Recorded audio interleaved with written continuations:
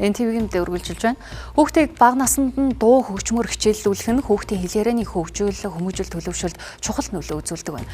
MSJ 262 дугаар цэцэрлэгийн хүүхд багчууд хүүхдийн ертөнцийг хөгжмийн аялгаугаар нийгэм сэдвийн хүрээнд сурсан дуу хөгжмөө үзүүллээ.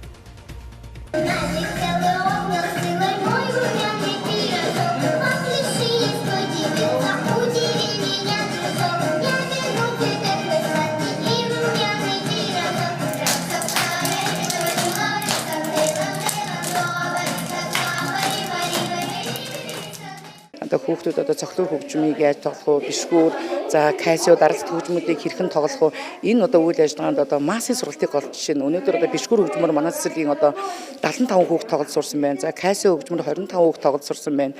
За дээр нь хүүхдүүд энэ хөгжмийн тоолтой яг хөгжмийн нотоор нь сурж байна. За тэгээд энэ үйл ажиллагаанд бол хүүхдүүд маш идэвхтэй сурах тийм хүсэл эрмэлзэл дүүрэн байна. Өөрөөр хэлбэл хүүхдүүд бид нар өнөөдөр сурахын баяраа нийслэл дүүрэгдээ тайлгнаж байгаа маа. Өнөөдөр бол хүүхдүүд маань энэ суралцсан мэдсэн зүйлээ бид нар харуулж байна. Энэ бол бидний хувьд бол сурахын баярын өнөөдөр. Цэцэрлэгийн насны хүүхдүүдэд бол дуу хөгжмийн хичээл маш өөрөг оройтой.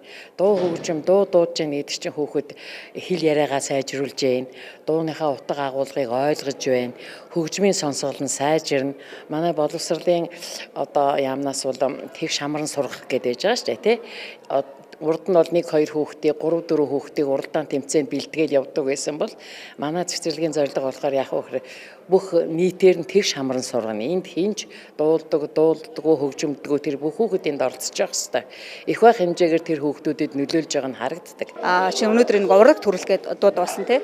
Тэн дээр жишээ нь ураг төрөлгээд энэ дууных нь агуулгаас ихсүүлээд хүүхдүүд ураг төрлөө ингээд мэдээд авчиж байгаа тий. Аав минь талыг авах гэн, ээж минь талыг нагц гэн гэл гэх мэтчлэн таны мэдгүйн тал дээр маш олон талын ач холбогдолтой.